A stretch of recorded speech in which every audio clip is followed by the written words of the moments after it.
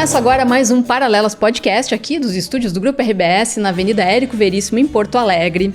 E hoje a nossa convidada é uma grande mulher. Já faz tempo que eu tô atrás dela, que eu queria chamar ela aqui, porque ela vem lá da zona sul do estado, lá de Pelotas, e ela conquistou o mundo. Ela foi para Moçambique, na África. Ela se tornou uma grande lutadora contra o racismo e pela equidade no mundo, não só aqui no Rio Grande do Sul, no Brasil, no mundo. É uma voz que reverbera em muitos lugares. Conquistou espaço na Microsoft, onde ela ficou por 6 anos. Se tornou gerente da Google na América Latina, quer dizer, virou uma especialista em tecnologia, juntando essa coisa da inclusão digital. E, aliás, hoje, ela é a primeira secretária do Brasil, primeira secretária de Estado do Brasil, na área de inclusão digital e de apoio a políticas de equidade. Como é que se faz isso no serviço público, né? A gente vai falar sobre isso, vai falar sobre tecnologia, sobre as armadilhas da inteligência artificial, como não cair em fraudes. Vamos falar, claro, dessa carreira incrível. Ela saiu, inclusive, na lista da Forbes Under 30, que é aquela lista que destaca grandes jovens que estão se destacando no mundo. Enfim, é um fenômeno, tá? E eu estou muito feliz de receber aqui ela, Lisiane Lemos. Muito obrigada por estar aqui. Acertei nessa introdução? Errei alguma coisa? Deus, falei tudo certo? É tanta coisa nesse teu currículo. E sempre um privilégio, porque foi a pessoa que deu o furo e me contou, porque eu não sabia como é que eu vim parar aqui no governo. Então, uma honra estar aqui, iniciando esse último ano de gestão e a gente contando um pouco no paralelo. A honra é toda nossa. Vamos começar do começo? Vamos começar do começo. Como é que uma menina preta, lá de Pelotas, lá no sul do Rio Grande do Sul, né? A gente sabe que distante dos grandes centros, com todas as dificuldades que existem no teu caminho, como é que conseguiu chegar nessa posição? Eu queria saber do início. Como é que nasce essa Lisiane Lemos, que hoje é uma mulher aí admirada e que tem voz ativa em muitos fóruns e, enfim. Eu acho que a educação é sempre a chave de tudo, né, Ju? Eu sou de uma família de educadoras e acho que esse marco é sobre a gente entender a nossa própria história, entender que história a gente quer construir e como transformar dos outros. O que eu quero dizer com isso? Pelotas é a cidade mais negra do Rio Grande do Sul e poucas pessoas sabem disso, né? Por essa imigração portuguesa, mas ao mesmo tempo é uma cidade muito excludente nesse sentido, tanto que eu gosto de dados históricos, né? A gente não tem uma liderança tanto política e empresarial que se autodeclare como uma pessoa, né? Até na história recente sim, mas quando eu cresci não. A minha avó é professora, minha mãe é professora, minha tia é professora, minha prima é professora, todo mundo dá aula nessa família. Professores da rede pública. Da rede pública. Acho que a grande emoção de ser secretária de Estado é ser uma filha de servidores que em 3 gerações transformou a história. Então, a minha bisavó, acho que a primeira reflexão, né? Minha bisavó limpando o chão, a minha avó já foi a primeira a ter um diploma universitário, então minha avó é pedagoga, eu sou uma exceção dentro da população negra, então não sou a primeira geração universitária. A minha mãe já tem 2 PhDs, aí o negócio começa a ficar um pouco difícil. Nossa! Engenharia, o negócio é meio doido, e aí eu fazer essa ascensão, eu acho, para pensar em serviço público. E elas sempre falaram, né? Tanto os meus pais são casados há 30 e tantos anos, que a educação me tiraria daquele lugar, porque eu acho que era muito desconfortável para mim. Eu sempre fui bolsista em escola particular, depois estudei no Instituto Federal lá em Pelotas, de ser a única nesses espaços numa era pré-ações afirmativas. E acho que não só ter uma educação diferenciada, então pensar o que eu posso aprender e como eu posso sair daqui, mas o que eu sei que ninguém sabe. Eu acho que é sempre quando a gente aprende a conjuntos e aquilo, o que tem de um lado, tem do outro, e que só eu sei fazer esse negócio e trilhando esses caminhos diferentes. Acho que o primeiro poder do sonho, então, quando tu falou que eu fui morar em Moçambique, eu queria conhecer o continente africano, porque a África que contam pra gente é sempre uma África de pobreza, de escassez, de não tecnologia, e muito rápido na escola. Poucas pessoas falam que o Egito fica no continente africano, que o Marrocos fica no continente africano, das histórias de reinos que vieram e dessa migração para o Brasil. Eu falei, quer saber? Eu gosto muito disso. Eu vou lá ver como é que é. Aí depois eu construo a minha opinião. Ela pode não ser muito boa, mas ela é minha. E aí eu fui a Moçambique olhar com os meus próprios olhos. E acho que qualquer país que a gente vai que é diferente, tu tem que considerar uma perspectiva, que tu vai ter um olhar a partir da tua criação, dos teus valores e do que é importante para ti. O que é importante para mim? Que as pessoas sejam livres para fazer as suas escolhas, que mulheres estejam em lugar de protagonismo, construir uma carreira de liderança executiva independente naquele momento. E o país era meio que o contrário de tudo que eu acreditava. Mulheres ainda tinha, né? Vamos considerar que eu morei em 2013 e voltei em 2017. Então, fazem alguns anos, algumas coisas podem ter mudado. Não tinha nenhuma mulher em posição de alta liderança política. As mulheres eram criadas para serem esposas, então estar com 23 anos lá, solteira, sem nenhuma perspectiva de casamento no Brasil, era assim, tu não tem um noivo, um marido, ninguém te esperando no Brasil, uma coisa assim? Eu, tipo, não. Tinha uma questão de criminalidade associada à população LGBTQIAPN+, e isso também são coisas que são importantes para mim, e me fez ver que meu país é maravilhoso. Entendi. Que eu posso ser quem eu sou, mas eu tinha um plano de ficar 5 anos lá. Eu sou uma pessoa, né? Até entrar no governo de planejamentos de longo prazo. Só que fica a dica, crianças, não andem na rua e mexam no celular. Eu caí num bueiro na rua, bati meu tornozelo naquela barra de ferro, inflamou, deu aquela coisa assim que dá tudo errado, assim. Meu salário atrasou, eu tava machucada, meu seguro-saúde não funcionou, e aí eu tive que... Acho que as pessoas falam muito de não desistir, eu acho que desistir também é bom. E aí eu larguei tudo e voltei pro Brasil desempregada, sem dinheiro e com o tornozelo aberto. Mas com uma experiência de vida incrível que te abriu os olhos para seguir nessa Eu tua vejo luta. o mundo de uma forma muito diferente. Acho que a cada experiência de vida e de trabalho, eu vou montando esse Lego que acho que é a minha carreira. O que eu aprendi em Moçambique. Acho que foi uso de tecnologia com baixa conectividade, com certeza, porque a internet era muito ruim. O que eu queria para minha carreira como uma mulher executiva, como eu podia construir.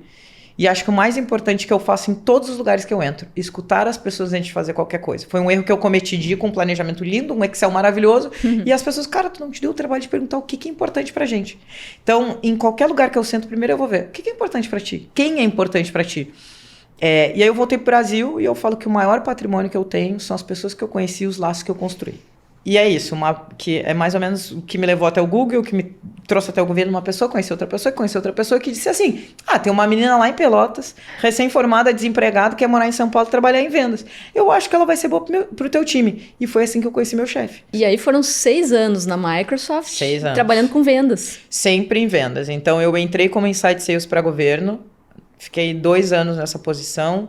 Depois eu virei executiva de contas para grandes contas, que é meio que o ápice do vendedor, que é contribuidor individual, atendendo construtoras, telco e um pedacinho de governo. Daí a gente sempre conversa nos bastidores que acho que foi a minha primeira prova de fogo. Eu atendi todas as companhias envolvidas na Lava Jato, no ano da Lava Jato. E eram companhias muito grandes, então eu tinha uma cota muito grande em dólar. Com 25 anos, menos 3 de maturidade para fazer essas escolhas. Então eu cresci muito e aí eu tomei a decisão de que eu ia voltar, e é essa de ler os sinais do mercado, e ia fazer uma especialização técnica. E ali eu comecei a meio que desenhar com a Microsoft. Quero ir embora, quero morar nos Estados Unidos, quero morar na Costa Rica, onde vocês estão aprendendo, não quero mais ficar no Brasil. E foi aí que a nossa conversa não deu muito certo. E aí que eu fui parar no Google. E aí é sempre uma coisa muito aleatória, assim. Meu telefone toca e alguém diz assim, eu tenho uma vaga legal aqui, eu acho que é a tua cara, tu quer vir aqui fazer o processo? Não tô fazendo nada, vou aí ver qual é que é. E eu já tinha feito, acho que 10 processos para entrar no Google, os 10 não tinham dado certo. E, gente, assim, é muito difícil entrar no Google, é muito difícil. Entrar na Microsoft foi difícil, mas entrar no Google é muito mais difícil. O Google tem uma cultura completamente diferente da Microsoft. Na Microsoft, por mais incrível que pareça, eu vivia na rua. Estar no cliente é muito importante, e o Google, sendo uma empresa linda, inovadora e com os melhores restaurantes que se tem, todo mundo quer ir te visitar. Então tu não sai de dentro do escritório. A tua vida é lá, 7 horas da manhã, tem academia de última geração, com toalhinha, produtos, não sei o quê, Sério? Suquinho natural. Sim. Quando tu entra, eles dizem que tu ganha os Google Pounds, porque é um processo de engorda muito maravilhoso, porque tem muita comida. Então tem suquinho verde num bar, que no meu tempo ele chamava Gigabyte, em alusão à malhação. E tomou suquinho.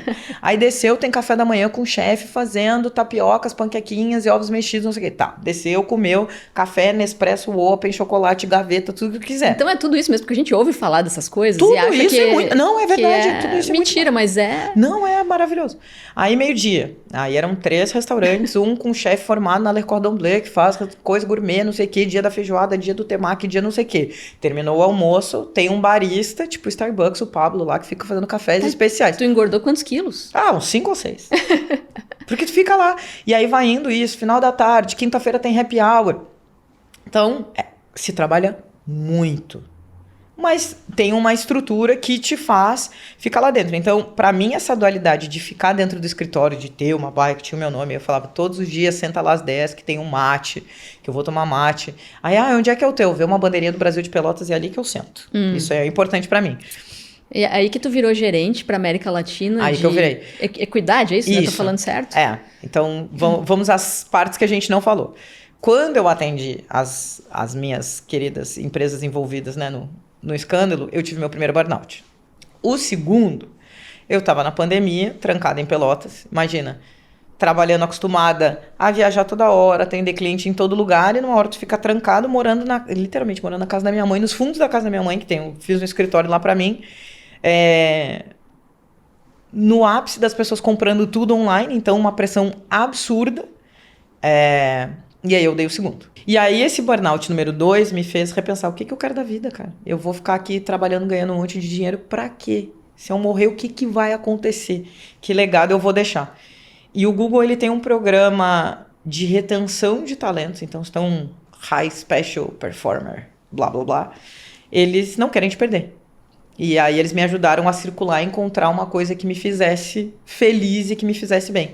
E eu nunca pensei em trabalhar com diversidade e inclusão. Nunca. Porque eu achava que era bom como voluntariado nos projetos que eu já tinha criado, a rede de profissionais negros, quando eu fui para Mulheres do Brasil trabalhar com a Luísa, mas eu não queria que isso fosse Luísa Trajano. Luísa Trajano. Que é a tua amiga pessoal. Minha amiga pessoal, uma das poucas pessoas que eu liguei quando o Eduardo me fez o convite. Ela disse, não, pode ir. Aí se ela disse, pode ir, eu vou. E, gente, alguns dos seus ídolos são muito ruins na internet. A Luísa é muito mais legal ao vivo. Muito mais legal. Muito mais legal. Ela é o máximo. Eu sou muito fã dela. E não é à toa que ela ergueu essa plataforma de Infranca.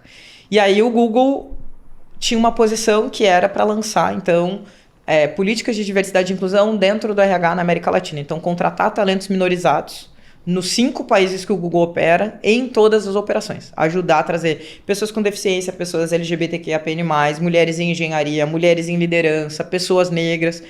Porque essas pessoas tinham a mesma trava que eu. Eu nunca me candidatei, nunca pensei em trabalhar nessas empresas, porque é tão surreal que a gente nem aplica. Então, ajudar a fazer esse caminho, e eu vou te dizer que acho que foi o ano mais feliz da tua vida? Da minha carreira. É mesmo? Da minha vida é sempre o próximo.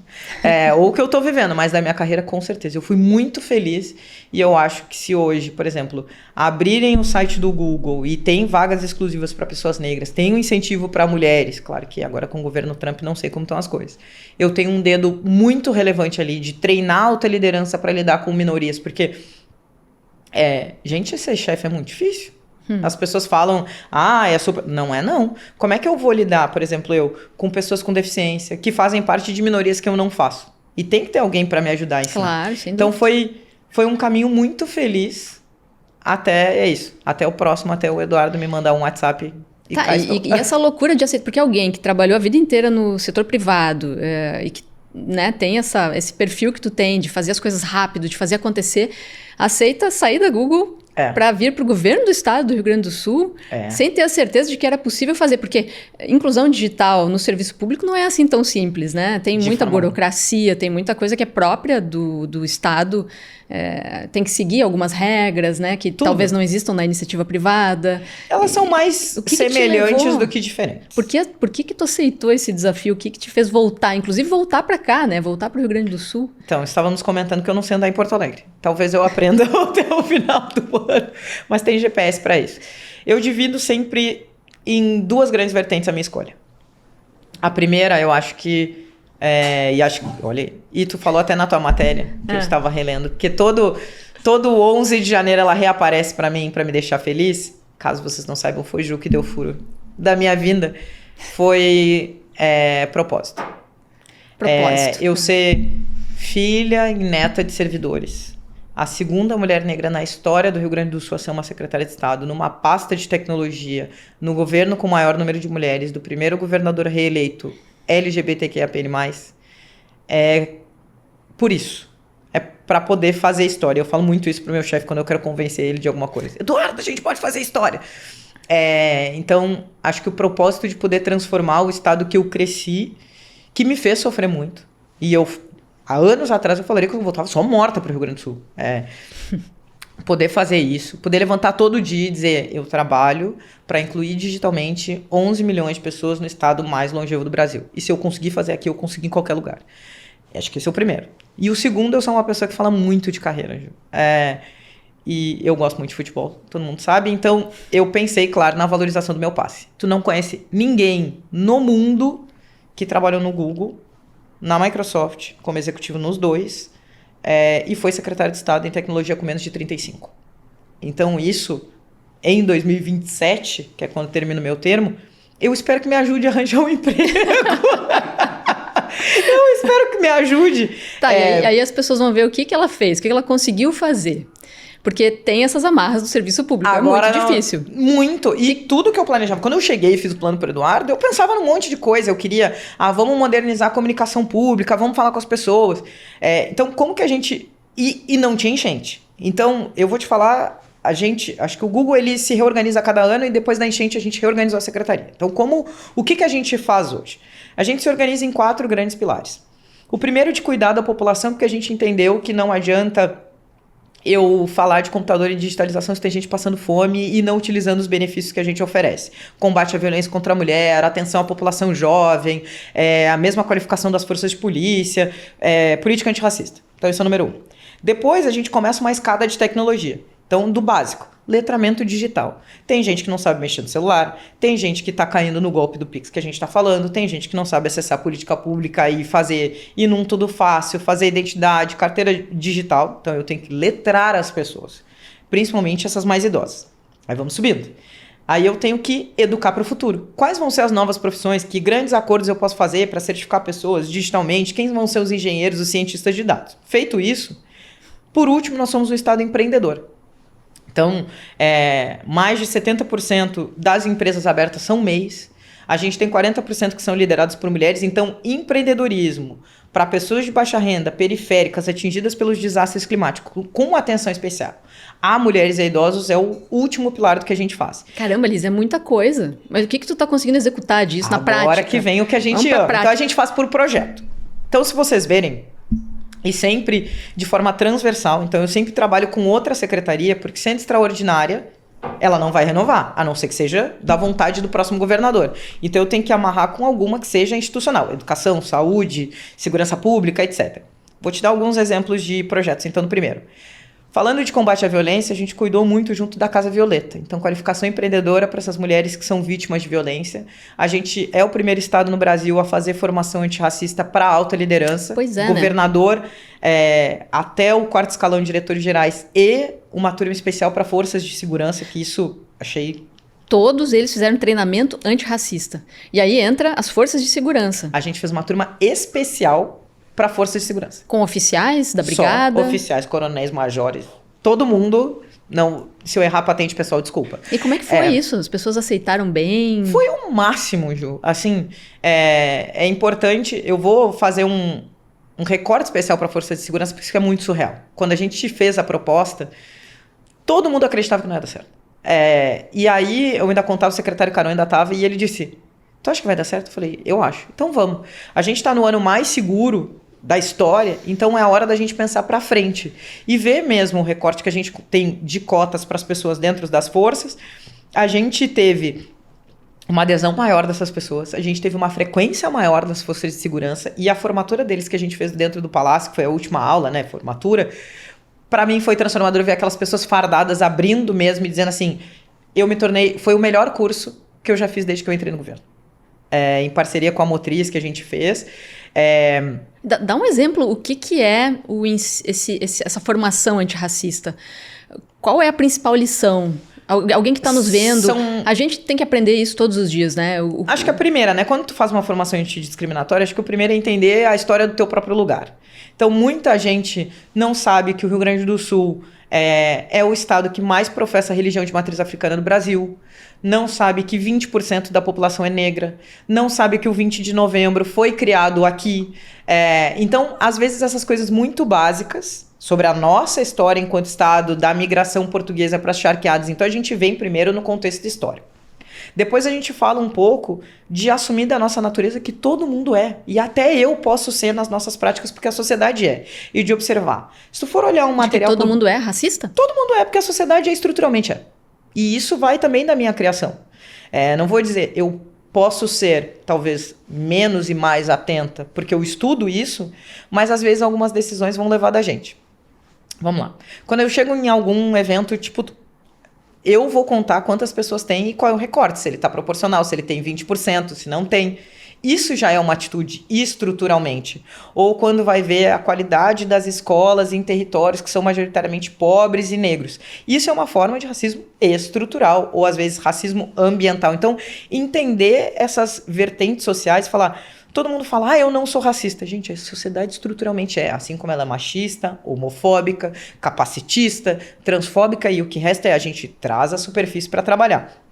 A gente trabalhou, por exemplo, com eles, exemplos de entrevista de emprego. Porque a gente tem processos seletivos dentro do governo, eu fiz um, e colocava situações complexas. Tu tem uma mãe... solo, jovem, negra para essa vaga, uma pessoa 50 a mais, com pouca qualificação digital, mas auto saber. Como é que tu vai fazer essa escolha? Não tem certo nem errado.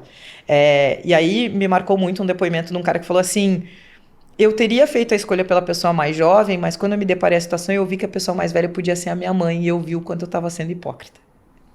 Então, trazer essas situações reais... é o que faz o treinamento, não é um treinamento. Vamos aprender sobre a história do racismo no Brasil. Entendi. É a situação que tu te depara no dia a dia. Então, falando do primeiro. O segundo de letramento, a gente fez uma oficina de letramento digitais para idosos aposentados da Brigada Militar, lá em Pelotas, que a gente fez um piloto de teste para... como tu reconhecer que tu tá caindo num golpe, palavras de segurança que tu pode usar com as pessoas, colocar o que a gente fala de dupla autenticação em aplicativos, então que seja por SMS, reconhecimento facial, como é que faz? E qual é o diferencial de todas as oficinas que a gente faz e projetos que a gente tem? A gente procura que o instrutor seja o retrato da população. Então, quem dá oficina de letramento digital para idosos são 2 idosos. Que legal. Que trabalham com a gente lá na secretaria. Indo para a parte de educação, e agora já entramos em temporada de South Summit, a gente cuida de toda a parte de ações sociais do South Summit. Eu sei. Então, o South Generation, que é um evento para 3 mil estudantes de anos finais, tanto da rede municipal quanto da rede estadual, e preparem-se, jovens, teremos surpresas para esse ano.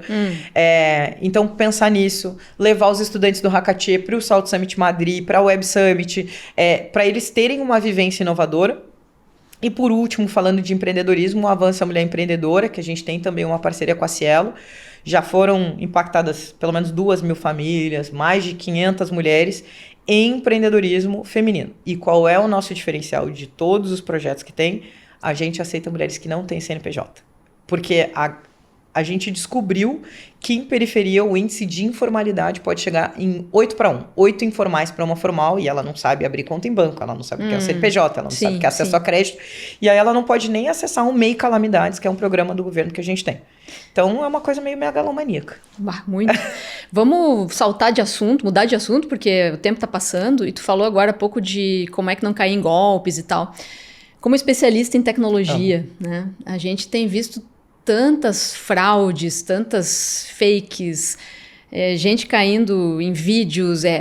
Por exemplo, tem essa história do Brad Pitt agora, que não faz muito tempo que veio à tona, uma senhora que acabou, enfim, sendo enganada, depois disse que era uma brincadeira e tal, mas o fato é que ela foi trucidada nas redes. Vergonha, né? Que a sociedade massacra. Qual é a dica, assim, como é que não cair nessas armadilhas digitais? Vamos lá. Eu sou uma especialista completamente apaixonada, acabei de voltar da China, inclusive vim com meu dress code chinês, para ir ver como o futuro está sendo construído a partir disso. Mas esses dias um executivo veio conversar comigo e ele falou, Lisiane, depois dessa conversa, você está dizendo que inclusão digital se faz no presencial? Eu falei, pelo perfil das pessoas. Então, qual é a minha resposta para a tua pergunta? A gente só vai conseguir evitar a fraude, e por isso que a gente trabalha todos os dias na secretaria, quando as pessoas aprenderem sobre tecnologia.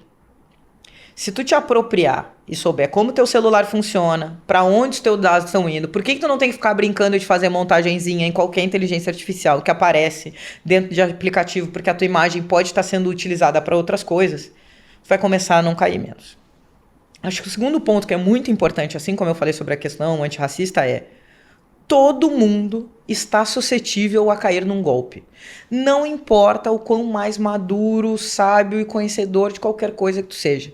Eu já quase caí. Porque eu sou uma pessoa que eu falei, eu gosto de festa e eu gosto muito de comida. E aí, um dia me mandaram uma mensagem, acho que era a Fabiana Scaranzi, que aí eu mandei pra ela depois que eu conheço ela. Fabiana tá te convidando para um jantar VIP, não sei o que, é só para convidados. Isso acontece com bastante frequência. A gente vai te mandar um código por SMS e aí tu diz pra gente para confirmar. Era o código para clonar meu WhatsApp. E aí eu tava muito atordoada no Google trabalhando e eu quase mandei de volta. Na hora tu parou? Se deu conta? Não, cara, demorou um pouquinho, porque eu fico nessa reunião pra cá, trabalho pra lá e eu quase mandei. Então, não importa que eu seja uma secretária de inclusão digital, pós-graduada em tecnologia da informação, que eu esteja estudando todo dia, isso pode te pegar num momento de fragilidade. Pode ter uma questão psicológica que tá te afetando, tu pode cair. E tem outras coisas, gente. A gente, no início, conversou com o pessoal da Silverguard, que trabalha com a SOS Golpe. No tempo, elas fizeram uma pesquisa que a cada 3 dias um novo golpe é inventado. Então o ladrão é muito criativo, gente.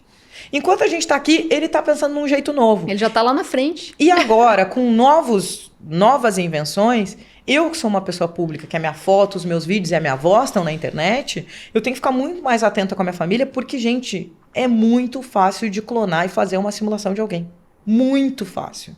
Então, acho que a primeira dica que eu daria para as pessoas, quando tem um idoso na família ou mesmo a gente, tenham uma palavra de segurança ou uma política para transferência de valores. Então, esses dias eu estava conversando com meu pai e aí eu pedi, paga tal coisa para mim. Ele falou, só pago se a gente fizer ligação de vídeo. Então, é isso. Tenham esses acordos. Vai fazer alguma transferência, vai pagar uma conta? Lisiane, não vamos fazer coisas que eu não como, porque isso são coisas que eu já falei, mas alguma coisa que só a tua família sabe para confirmar essas transações financeiras. Combina uma senha. Se eu falar, sei lá, lasanha... É porque sou eu mesmo. Eu odeio polenta. Não vou dizer isso que é, porque eu não gosto de polenta. Mas isso por isso que eu falei, não pode ser um dado público. Não come... eu tô aqui comendo gelatina. Aí o cara vai saber, mano, tem alguma coisa errada, porque eu não como gelatina. Mas combinar isso. Acho que o segundo, a gente, até o final do ano, e nessa andança talvez um pouco mais rápido, vai lançar uma plataforma, então... /inclusão digital no GovBR, para que as pessoas se qualifiquem e façam cursos no celular de até 6 horas, mas se apropriem da tecnologia. Tudo que a gente pergunta para o Google, se eu posso perguntar como é que eu chego daqui até a esquina, como é que eu posso aprender sobre tecnologia a cada 5 minutos, quais são os golpes mais comuns. Quando teve especificamente esse do Brad Pitt, acho que o primeiro, pela minha curiosidade, eu fiquei querendo saber, será que eles usaram alguma técnica avançada de máscara facial para que ela possa ter caído? Será que eles transformaram a voz da pessoa? Acho que é muito... O meu lado técnico pede isso. E o segundo foi para esse. Cara, as pessoas não estão entendendo que elas estão suscetíveis a isso. Todos nós. Todos nós. Todos nós. Todo mundo tem alguém próximo. E acho que saber exatamente isso. Ir até a polícia, tirar todos os prints, entrar em contato com o banco, deixar o celular o mais seguro possível, não instalar qualquer coisa. O fulano disse, esses dias me mandaram tá saindo não sei o que do governo, advogado tal tá me mandando. Como é que ele conseguiu o teu número? Inverte a pergunta. Como é que tu conseguiu o meu dado? Da onde ele saiu? Ô, Liz, e tem uma coisa que esses vídeos que estão cada vez... A gente tá vendo agora vários vídeos, a pessoa fazendo os gestos e, sei lá, aí aparece a figura do Bolsonaro, do Lula, Como é que a gente vai... Estamos entrando no ano eleitoral. Tem algum jeito de se defender disso? Ou desconfie sempre, não acredite em mais nada? O que a gente faz? Eu acho que a política vai ser do desconfiar sempre. A gente está num processo de regulação, mas a regulação ela pega grandes plataformas que são legalizadas, que vão ter que colocar ali um label, ter inteligência artificial, mas vai acontecer. O que eu recomendo sempre, e mesmo quando tu vai fazer busca em chats, pedir para que ele te diga fontes fidedignas oficiais, sites oficiais do governo ou grandes plataformas, quando a gente está falando de ZGH, vai checar em fontes que realmente sejam autênticas. Não acredita na fonte que o fulano me mandou um vídeo, não sei o quê, da Lisiane falando tal coisa. E também o histórico das pessoas. Tu sabe que algumas coisas eu não vou reproduzir, mas não tem... infelizmente, ou até felizmente, porque acho que a progressão, a gente tem que olhar as coisas com bons olhos. Quando a internet surgiu, a gente achava ruim. E achava que até a bolha dos anos 2000, estamos aqui usando ela como motor.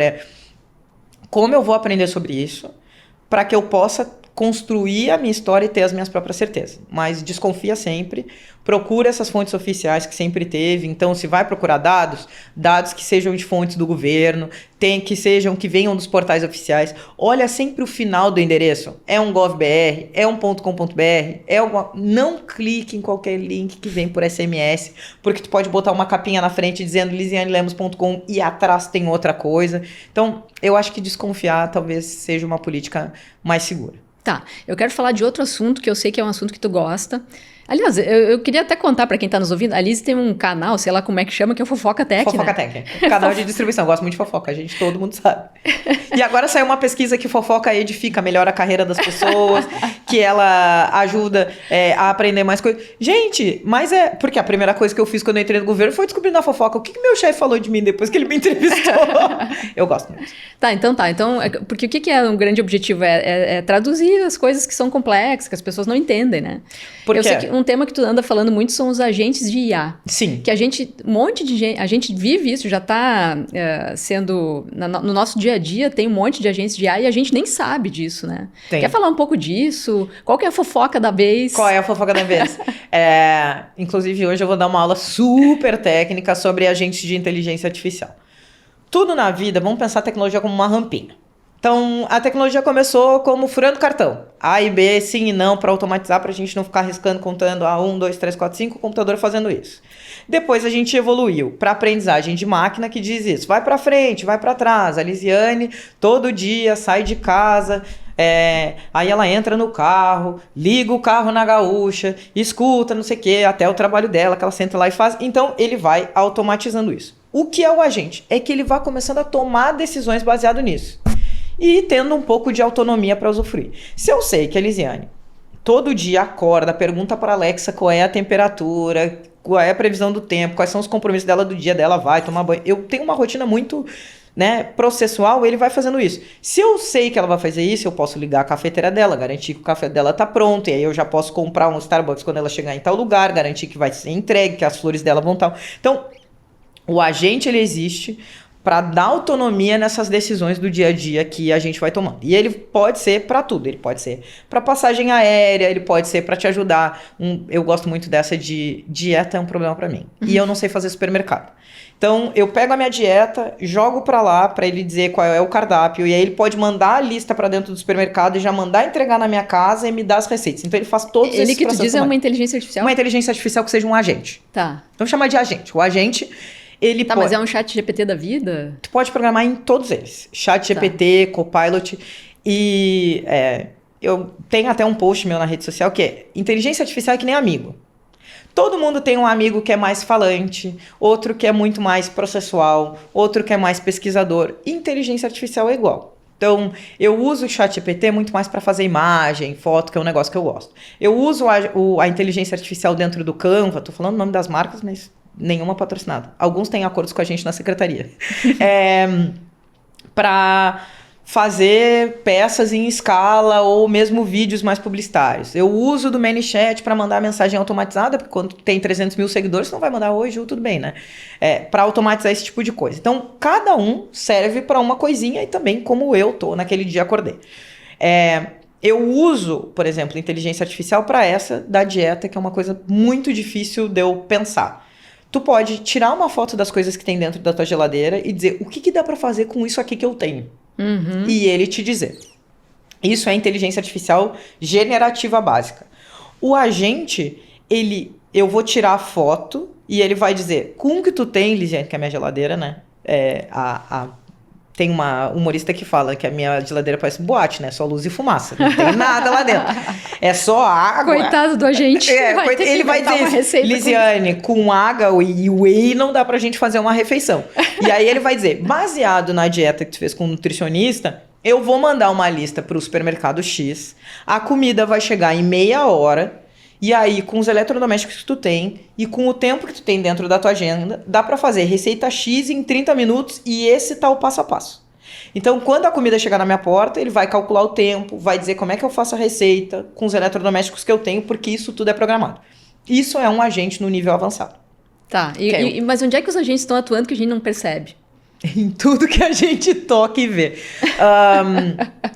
Cara, isso é assustador. É muito assustador. Eu ainda tô tentando entender. eu acho muito legal, né, meu chefe? Eu ainda tô tentando entender esse mundo, tá? Eu tô entrando nisso e tal, mas tu é muito mais avançada. Agentes. Tu escreveu um e-mail. Tá. E aí é um e-mail pra Lizzie. Se for plataforma Microsoft, tem um ícone que é uma canetinha do lado, e ele vai abrir várias opções e vai dizer assim, tu quer que isso seja mais formal? Tu quer que seja mais informal? Considerando que tu mandou 900 e-mails pra Lisiane, tu quer que eu puxe o histórico e coloque ali embaixo? Então, ele já tá atuando nisso. Quando tu vai falar agora, vai começar a época do imposto de renda. Então, para os bancos começarem a já te mandar todas as informações automáticas. Informação de crédito. Então, os agentes já estão presentes nisso. Isso está numa forma muito mais técnica de... a gente está falando de golpe do Pix, invasão de segurança. A aula que eu vou dar hoje por exemplo, a Ju sempre acessa da Érico Veríssimo no mesmo horário. E aí o acesso dela tá dando lá nos Estados Unidos. Ele automaticamente vai disparar lá para a área de TI dizendo, cara, eu acho que tem alguma coisa errada, alguém pode ter invadido o perfil da Ju. Esse é o histórico dela. Liga pra Ju e pergunta, cara, tá acontecendo alguma coisa diferente. Então, fazer essas circulações... Eu acho que mesmo no Netflix, por exemplo, tá usando lá e aparece aquelas sugestões, isso já é um agente. Já não é um agente, isso já é inteligência artificial básica, baseada em recomendação. Então, ele sabe que eu sempre vou no mesmo horário, que as minhas séries têm mais ou menos 30, 40 minutos, que eu assisto em inglês legendado. Então, é uma recomendação mais padrão. Ele não precisa de uma análise muito sofisticada para me dar essas respostas. E essas pessoas que se apaixonam pela inteligência artificial, como é que é esse negócio do namoro? Esse é um assunto que eu gosto bastante. E voltando ao nosso assunto da senhora que foi iludida, estatisticamente as pessoas namoram mais inteligências artificiais textuais do que por vídeo. Acho que essa é a primeira surpresa. Então, tu namorar o ChatGPT é bem provável. O que quer dizer namorar o ChatGPT? Tem vários jeitos de namorar o ChatGPT. Tu pode, por exemplo, se a pessoa é muito fã da Taylor Swift, ela pode dizer, cria uma inteligência artificial baseada na Taylor Swift que seja minha namorada e aí eu vou namorar a Taylor Swift. E aí, por exemplo, eu vou aqui no Pontal e digo, Taylor Swift, baseado nos seus gostos, o que você recomenda que a gente jante hoje? E aí ela fala, você está no restaurante X, baseado nos meus gostos, que eu acho que você deveria pedir coisa X no menu. E aí tu vai começando a namorar ela por ser muito fã e é o único jeito de chegar muito perto dela. Isso vale pra Beyoncé também. Qualquer um deles. E aí eu fui num seminário que a gente mora no país mais ansioso. A gente tá num momento de muita solidão e não solitude.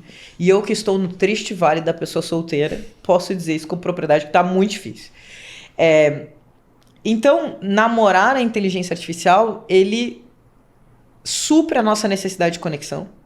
A inteligência artificial não vai te encher de defeitos, ela sempre vai te amar, vai dizer que tu tá bonita, que tu é inteligente. Então tu tá me dizendo que tu acha legal? Eu não acho legal, eu entendo. Eu acho que tudo isso, eu entendo. Não é que eu acho legal, porque, de novo, a minha opinião é baseada no meu padrão. Eu acho que não, que a gente precisa da interlocução com as pessoas, mas eu passei a entender. Perfeito. E aí eu fui numa palestra no SXSW, que é um super festival de inovação, e eles discutiram por que as pessoas namoram a inteligência artificial, os efeitos psicológicos disso e processo de luto quando a empresa descontinua a inteligência artificial. E todo mundo, quando fala isso, acha, mas que bobagem, vai namorar uma pessoa real. Pois é. Não é? E aí eu fiquei muito chocada com um episódio que falaram sobre luto e etc. E um cara falou assim, que é uma pesquisadora falando, de uma entrevista que ela fez. Eu sou um homem negro, feio e considerado obeso. Na sociedade real, ninguém queria me namorar. E aí eu namorava a inteligência artificial e vocês mataram ela. E eu falei que isso me tocou muito, fazendo parte de um grupo minorizado, e a gente sabe o quanto a adolescência é cruel, o quanto nessa época, talvez eu fosse uma das pessoas que namorasse a inteligência artificial. E a gente não pensa por esse outro lado. Então não é que eu vá julgar que é certo ou errado, que eu acho que a pessoa tem que namorar, mas às vezes é o único jeito que tu tem de fazer terapia e falar com alguém. É o único lugar que tu tem pra desabafar e falar sobre qual é a melhor forma. Eu uso para algumas coisas pela minha personalidade. Como você pode me ajudar a falar isso usando comunicação não violenta? Por exemplo, são usos que eu faço de inteligência artificial. Mas é muito comum nesse momento que a gente tá. E acho que é entender, acolher e aconselhar. Olha, eu acho que nesse caso seria muito melhor tu fazer terapia e procurar um profissional. Eu fui diagnosticada num programa de extensão de uma universidade, então canais que sejam gratuitos que possam fazer isso. Eu acho que a inteligência artificial, a tecnologia é um canal auxiliar para te ajudar em uma jornada de autoconhecimento. Mas não dá pra gente julgar, não. E o que vem pela frente? A gente já tá... Nosso tempo já estourou. Sempre que a gente... Só para fechar agora, então. O que é a bola da vez na tecnologia em 2026? Dá para fazer um futurismo aí? Nossa, muito difícil. Eu tô meio fascinada. Acho que carros autônomos. Acho que é uma coisa... Modernização de sistemas de entrega. Então, entrega por drone, tudo que a gente está falando aqui dentro e novas tecnologias. E eu acho que essa parte de mídia, com certeza, a gente se reinventar no digital. Para quem trabalha com varejo, eu olharia com olhos muito especiais para a questão de live commerce. Acho que essa minha ida para a China, inclusive, gente, eu fui de férias. Eu sou tão nerd que eu vou tirar férias e estudar tecnologia. E para quem está aprendendo sobre tecnologia, vibe coding em programação. Então, existe um tipo de programação que é programação por texto. Então, tu diz, eu quero fazer um site que me ajude a controlar minha dieta. E aí, a plataforma constrói o site sem que tu aprenda a programar. Eu iria muito nessas vertentes para 2025. Liz, a gente tem um quadro aqui no Paralelas que é o seguinte, a gente pede para alguns convidados trazerem uma lembrança, porque a gente está montando um relicário aqui no nosso estúdio. A gente já tem aqui o microfone do Daniel Escola, tem um monte de coisas. Eu queria saber, tu trouxe algum presente para o Paralelas? Eu trouxe. Meu presente, ele saiu da minha sala. Ele é um presente vivo. Todo mundo sabe, peraí, deixa eu voltar no microfone. Que eu sou uma pessoa que professa religião de matriz africana. E eu sou uma pessoa que é famosa por não cuidar plantas. Então eu trouxe uma mini espada de São Jorge, uma mini espada de Santa Bárbara, que são para trazer boas energias para que o podcast floresça e fique por muito tempo. Então são duas plantinhas que saíram direto da minha mesa para Que legal. Puxa, muito obrigada. Então já vamos botar aqui, né? Aqui. Deixa eu pegar aqui, peraí, vai lá. Obrigado. Vamos lá. Olha aqui, deixa eu mostrar para a câmera aqui. Tá vendo? Ó, isso aqui vamos ficar super protegidos agora. Muito protegidos para esse novo ano, para durar bastante.